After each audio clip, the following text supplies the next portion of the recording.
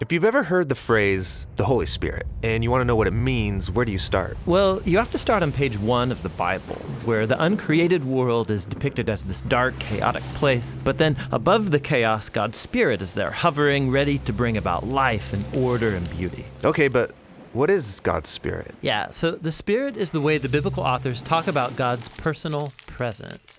The Hebrew word is ruach. Ruach. Yeah, you gotta clear your throat at the end. So what is it? Well, ruach can refer to a number of different things, but what they all have in common is energy. Energy, how so? So there's an invisible energy that makes the clouds move or the tree branches sway. Right, wind. So in Hebrew, that's ruach. Okay. Now take a big breath. So you feel that inside you. Yeah, the air? Well, specifically the energy, right? The vitality in your body that you get from breathing deeply, that too is ruach. And this is the same word used in the Bible to describe God's personal presence. Just like wind and breath are invisible, God's Spirit is invisible. Wind is powerful, and so God's Spirit is powerful. And just as breath keeps us alive, so God's Spirit sustains all of life. Yeah, ruach. Now, as we continue on in the story of the Bible, we see God's Ruach giving special empowerment to people for specific tasks. The first person in the Bible this happens to is Joseph. God's Spirit enables him to understand and interpret dreams. And then it happens to this guy named Bezalel, and he's an artist. God's Spirit empowers him with wisdom and skills. He's given creative genius to make beautiful things in the tabernacle. And we also see God's Ruach empower a group of people called the prophets. They're able to see what's happening in history from God's point of view. That's exactly right. And here's the problem as the prophets saw it.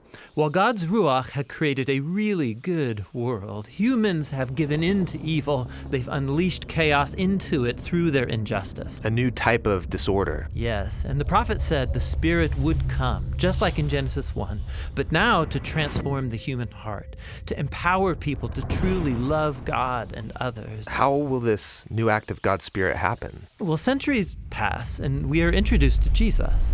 And at the beginning of his mission, there's this beautiful scene where Jesus is being baptized in the waters of the Jordan River. Yeah, the sky opens up and God's Spirit comes and rests on him like a bird. The story is saying that God's Spirit is empowering Jesus to begin the new creation.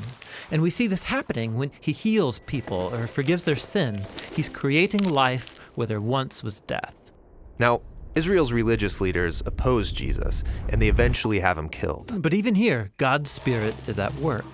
The earliest disciples of Jesus, who saw him alive from the dead, said it was God's energizing Spirit that raised Jesus. This is the beginning of new creation. Yes, and it's still going.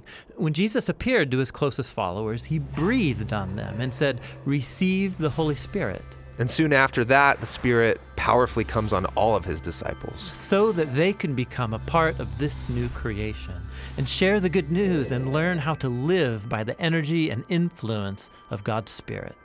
And so, today, the Spirit is still hovering in dark places. Yes, pointing people to Jesus, transforming and empowering them so they can love God and others.